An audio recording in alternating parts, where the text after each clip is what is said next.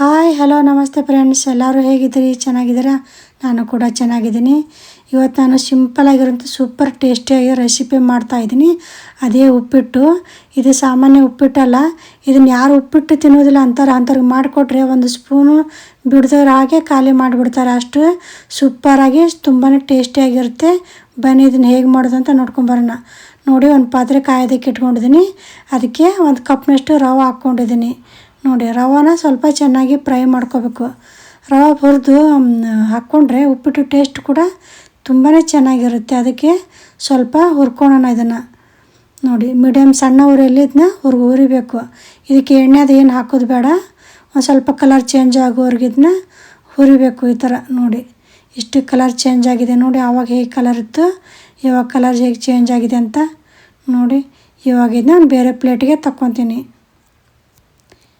ನೋಡಿ, ಇದೇ ಪಾತ್ರೆನೇ ಇಟ್ಕೊಂಡಿದ್ದೀನಿ. ಇವಾಗ ಇದಕ್ಕೆ ಸ್ವಲ್ಪ ಎಣ್ಣೆ ಹಾಕ್ಕೊತಾ ಇದ್ದೀನಿ. ಒಂದು ಸ್ಪೂನಷ್ಟು ಎಣ್ಣೆ ಆದರೆ ಸಾಕು, ಜಾಸ್ತಿ ಏನು ಬೇಕಾಗೋದಿಲ್ಲ.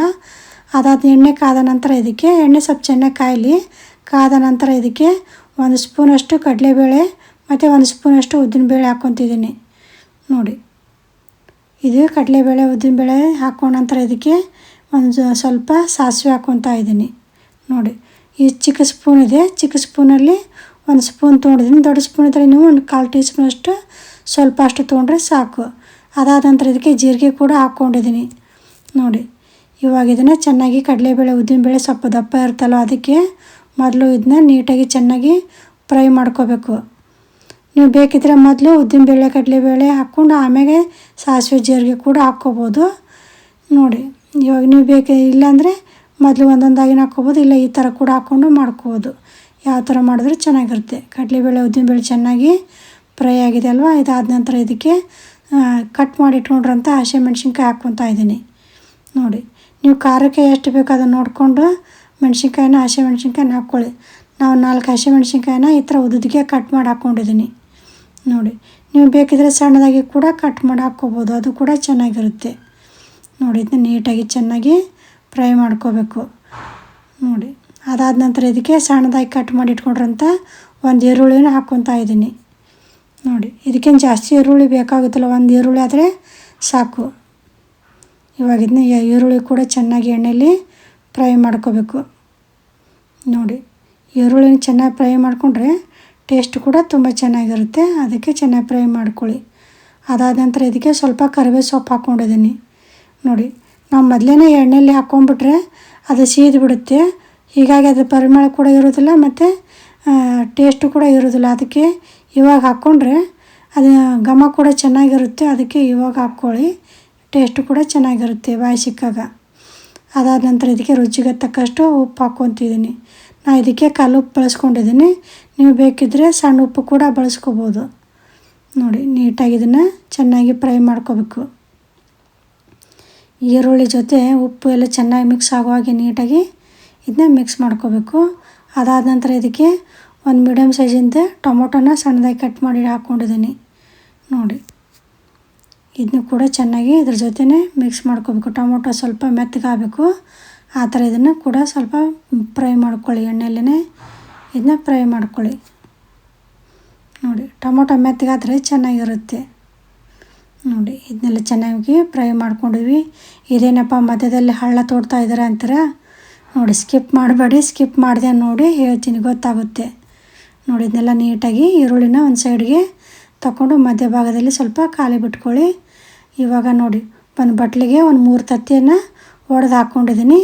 ನೋಡಿ, ಈ ಥರ ಇದು ಎಲ್ಲ 3 ನಿಮ್ಗೆ ಬೇಕಿದ್ರೆ ಜಾಸ್ತಿ ಮೊಟ್ಟೆ ಕೂಡ ಹಾಕ್ಕೋಬೋದು. ನೀವು ನಿಮ್ಮ ಟೇಸ್ಟ್ ತಕ್ಕಂಗೆ ಜಾಸ್ತಿ 4, 5 ಹಾಕ್ಕೋಬೋದು. ನೀವು 2 ಕೂಡ ಹಾಕ್ಕೋಬೋದು. ನಿಮಗೆ ಎಷ್ಟು ಸಾಧ್ಯ ಆಯಿತು ಮೊಟ್ಟೆ ಟೇಸ್ಟಿಗೆ ಬೇಕೋ ಅಷ್ಟು ಹಾಕ್ಕೋಬೋದು. ಅದಾದ ನಂತರ ಇದಕ್ಕೆ ಸ್ವಲ್ಪ ಉಪ್ಪು ಹಾಕ್ಕೊತಿದ್ದೀನಿ. ನೋಡಿ, ಸ್ಪೂನಲ್ಲೇ ಹಾಕ್ಕೊಂಡಿದ್ದೀನಿ. ಒಂದು ಸ್ವಲ್ಪ ಉಪ್ಪು ಹಾಕ್ಕೊಂಡ್ರೆ ಸಾಕು. ಸ್ಪೂನಲ್ಲೇ ಗಾವಾಗಲಿಲ್ಲ, ಅದಕ್ಕೆ ನಾನು ಕೈಯಲ್ಲಿ ಹಾಕ್ಕೊತಾ ಇದ್ದೀನಿ. ನೋಡಿ, ಸ್ವಲ್ಪ ಇದೇ ಥರನೇ ಇದಕ್ಕೆ ಉಪ್ಪು ಹಾಕ್ಕೋಬೇಕು. ಇದು ಉಪ್ಪು ಹಾಕ್ಕೊಂಡ ನಂತರ ಇದಕ್ಕೆ ಸ್ವಲ್ಪ ಖಾರದ ಪೌಡ್ರ್ ಹಾಕ್ಕೊತಿದ್ದೀನಿ. ನೋಡಿ, ಇವಾಗ ಆಲ್ರೆಡಿ ನಾವು ಮೆಣಸಿನ್ಕಾಯಿ ಕೂಡ ಹಾಕ್ಕೊಂಡಿದ್ದೀವಿ. ಅದಕ್ಕೆ ನೀವು ಖಾರ ನೋಡ್ಕೊಂಡು ನಿಮ್ಮ ಟೇಸ್ಟ್ ತಕ್ಕಂಗೆ ಖಾರದ ಪೌಡ್ರನ್ನ ಕೂಡ ಹಾಕ್ಕೊಳ್ಳಿ. ನೋಡಿ, ಇದನ್ನೆಲ್ಲ ಹಾಕ್ಕೊಂಡ ನಂತರ ಇವಾಗ ಇದು ಸ್ವಲ್ಪ ಇದರಲ್ಲೇ ಸ್ವಲ್ಪ ಬೆನಿಲಿ ಅಂದರೆ ಚೆನ್ನಾಗಿರುತ್ತೆ. ನೋಡಿ ಈ ಥರ ಇದನ್ನ ಎಲ್ಲೋ ಭಾಗ ಇರ್ತಲ್ವ ಅದನ್ನ ಸ್ವಲ್ಪ ಅಗಲ ಮಾಡಿಕೊಂಡ್ರೆ ಚೆನ್ನಾಗಿ ಬೇಗ ಕೂಡ ಬೆನ್ನುತ್ತೆ. ಹಾಗೆ ಬಿಟ್ಟರೆ ಬೇಗ ಬೆನ್ನುವುದಿಲ್ಲ, ಅದಕ್ಕೆ ಸ್ವಲ್ಪ ಈ ಥರ ಮಾಡಿ ಬೇಗ ಬೇಗ ಬೆನ್ನುತ್ತೆ. ಅದಕ್ಕೆ ನೋಡಿ ಹಾಗೆ ನಿಧಾನಕ್ಕೆ ಇದನ್ನು ಬಿಡಿಸ್ಕೋಬೇಕು, ಇಲ್ಲ ಹಾಗೆ ಬಿಟ್ಟರೆ ತಳ ಕಚ್ಕೊಂಡ್ಬಿಡುತ್ತೆ. ಅದಕ್ಕೆ ಸ್ವಲ್ಪ ಎಣ್ಣೆ ಹಾಕಿ ಬಿಡಿಸ್ಕೋಬೇಕು. ನೋಡಿ ಈ ಥರ ನಿಧಾನಕ್ಕೆ ಬಿಡಿಸ್ಕೋಬೇಕು. ಇದೊಂಥರ ಆಮ್ಲೆಟ್ ಥರ ಮಾಡಿಕೊಂಡು ಇದನ್ನು ನಿಧಾನಕ್ಕೆ ಈ ಥರ ಬಿಡಿಸ್ಕೊತಾ ಇರಬೇಕು. ನೋಡಿ ಈ ಥರ ನಿಧಾನಕ್ಕೆ ಬಿಡಿಸ್ಕೊಳ್ಳಿ. ಚೆನ್ನಾಗಿ ಅದನ್ನ ಮೊಟ್ಟೆನ ಬೆನಿಬೇಕು, ಆ ಥರ ಇದನ್ನ ಚೆನ್ನಾಗಿ ಎಣ್ಣೆಯಲ್ಲಿ ಫ್ರೈ ಮಾಡ್ಕೊಳ್ಳಿ. ಆಮ್ಯಾಗ ಈರುಳ್ಳಿ ಜೊತೆ ಮಿಕ್ಸ್ ಮಾಡ್ಕೋಬೇಕು. ನೋಡಿ ಮೊಟ್ಟೆ ಎಲ್ಲ ಚೆನ್ನಾಗಿ ಫ್ರೈ ಆಗಿದೆ. ಇವಾಗ ಈರುಳ್ಳಿ ಜೊತೆ ಚೆನ್ನಾಗಿ ಮಿಕ್ಸ್ ಮಾಡ್ಕೊತಿದ್ದೀನಿ. ನೋಡಿ ಈ ಥರ ಇದನ್ನ ಇವಾಗ ಮಿಕ್ಸ್ ಮಾಡ್ಕೋಬೇಕು. ನೀವು ಹಸಿದಾಗೇ ಈರುಳ್ಳಿ ಜೊತೆ ಮಿಕ್ಸ್ ಮಾಡ್ಕೊಂಡ್ಬಿಟ್ರೆ ಸರಿಯಾಗಿ ಫ್ರೈ ಆಗೋದಿಲ್ಲ ಮತ್ತು ಸ್ಮೆಲ್ ಇರುತ್ತೆ. ಅದಕ್ಕೆ ಇದನ್ನ ನೀಟಾಗಿ ಫಸ್ಟು ಆಮ್ಲೆಟ್ ಥರ ಚೆನ್ನಾಗಿ ಫ್ರೈ ಮಾಡ್ಕೊಳ್ಳಿ ಎಣ್ಣೆಯಲ್ಲಿ, ಆಮ್ಯಾಗ ಈರುಳ್ಳಿ ಜೊತೆ ಮಿಕ್ಸ್ ಮಾಡ್ಕೊಳ್ಳಿ. ನೋಡಿ ಇವಾಗೆಲ್ಲ ಇದನ್ನ ನೀಟಾಗಿ ಚೆನ್ನಾಗಿ ಮಿಕ್ಸ್ ಮಾಡ್ಕೊಂಡಿದ್ದೀನಲ್ವ, ಇವಾಗ ನೀರು ಹಾಕ್ಕೊತಿದ್ದೀನಿ. ನೀರು ರವೆ ಎಷ್ಟು ತೊಗೊಂಡಿದ್ರೆ ಅದನ್ನು ನೋಡಿಕೊಂಡು ನೀರು ಹಾಕ್ಕೊಳ್ಳಿ.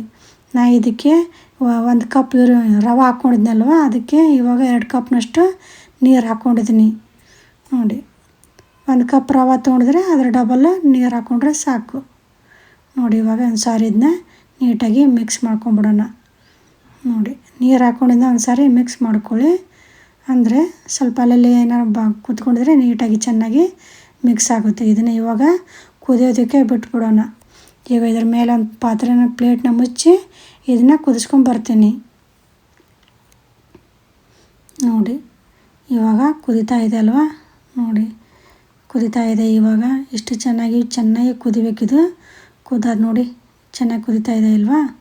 ನೋಡಿ ಇದನ್ನೆಲ್ಲ ಕುದಿಂದ ಇವಾಗ ಇದಕ್ಕೆ ಸ್ವಲ್ಪ ಸಣ್ಣದಾಗಿ ಕಟ್ ಮಾಡಿ ಇಟ್ಕೊಂಡ್ರಂಥ ಕೊತ್ತಂಬರಿ ಸೊಪ್ಪನ್ನ ಹಾಕ್ಕೋಬೇಕು. ಇವಾಗಲೇ ಕೊತ್ತಂಬರಿ ಸೊಪ್ಪು ಹಾಕ್ಕೊಂಡ್ರೆ ಅದ್ರ ಪರಿಮಳ ಕೂಡ ಚೆನ್ನಾಗಿ ಬಿಟ್ಕೊಳುತ್ತೆ, ಫ್ಲೇವರ್ ಕೂಡ ಚೆನ್ನಾಗಿರುತ್ತೆ. ಅದಕ್ಕೆ ಇವಾಗಲೇ ಇದಕ್ಕೆ ಕೊತ್ತಂಬರಿ ಸೊಪ್ಪು ಹಾಕ್ಕೊಂಬಿಡಿ, ಅಂದರೆ ಅದ್ರ ಫ್ಲೇವರ್ ಬಿಟ್ಕೊಂಡು ಟೇಸ್ಟ್ ಘಮ ಘಮ ಅಂತ ಚೆನ್ನಾಗಿರುತ್ತೆ. ಇವಾಗ ಆವಾಗಲೇ ಫ್ರೈ ಮಾಡಿ ಹುರಿದಿಟ್ಕೊಂಡಿದ್ದೀವಲ್ಲ ರವನ್ನ, ಅದನ್ನು ಇದಕ್ಕೆ ಹಾಕ್ಕೊತಿದ್ದೀನಿ. ನಿಧಾನಕ್ಕೆ ಹುಷಾರಲ್ಲೇ ಇದಕ್ಕೆ ರವೆ ಹಾಕ್ಕೊಳ್ಳಿ. ವಿಡಿಯೋದಲ್ಲಿ ತೋರಿಸೋದಕ್ಕಂತ ಸ್ವಲ್ಪ ಈ ಕಡೆ ಕೈ ಮಾಡಿ ಹಾಕ್ಕೊಂಡಿದ್ದೀನಿ, ಅದಕ್ಕೆ ಸ್ವಲ್ಪ ಚೆಲ್ಲಿ ಬಿಡ್ತು. ಅದಕ್ಕೆ ನೀವು ಹುಷಾರಲ್ಲೇ ನೋಡಿಕೊಂಡು ಹಾಕ್ಕೊಳ್ಳಿ.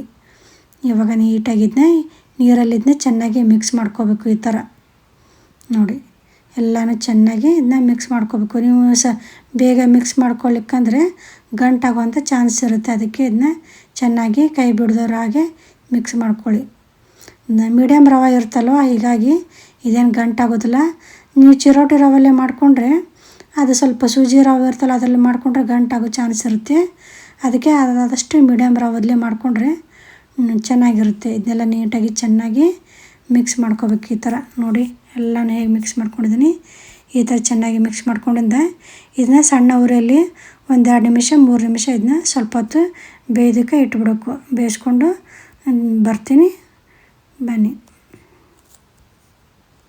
ನೋಡಿ ಇವಾಗ ವಾವ್ ಎಷ್ಟು ಸೂಪರಾಗಿದೆ. ಚೆನ್ನಾಗಿ ಫ್ರೈ ಮಾಡಿಕೊಂಡು ಕೊತ್ತಂಬರಿ ಮೇಲ್ಗಡೆ ಸ್ವಲ್ಪ ಕೊತ್ತಂಬರಿ ಹಾಕ್ಕೊಂಡಿದ್ದೀನಿ.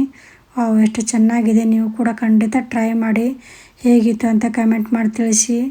ಇದ್ರ ಜೊತೆ ನಾನು ಚಟ್ನಿ ಪುಡಿ ಮತ್ತು ಮೊಸರು ಕೂಡ ತೊಗೊಂಡಿದ್ದೀನಿ. ನಿಮ್ಗೆ ಇಷ್ಟ ಇದ್ದರೆ ಚಟ್ನಿ ಪುಡಿ ಮೊಸರು ಹಾಕ್ಕೊಂಡು ತಿನ್ಬೋದು, ಇಲ್ಲಾಂದರೆ ಹಾಗೆ ಕೂಡ ತಿನ್ಬೋದು. ನಾವು ಉತ್ತರ ಕರ್ನಾಟಕ ಕಡೆ ಆದಷ್ಟು ಚಟ್ನಿ ಪುಡಿ ಅದನ್ನ ಹಾಕ್ಕೊಂಡು ತಿಂತೀವಿ.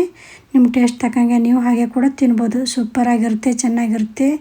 ನೀವು ಕೂಡ ಖಂಡಿತ ಟ್ರೈ ಮಾಡಿ. ಯಾರೆಲ್ಲ ಸಬ್ಸ್ಕ್ರೈಬ್ ಮಾಡದೆ ನೋಡ್ತಿದ್ರು ದಯವಿಟ್ಟು ಸಬ್ಸ್ಕ್ರೈಬ್ ಮಾಡ್ಕೊಳ್ಳಿ, ಸಪೋರ್ಟ್ ಮಾಡಿ.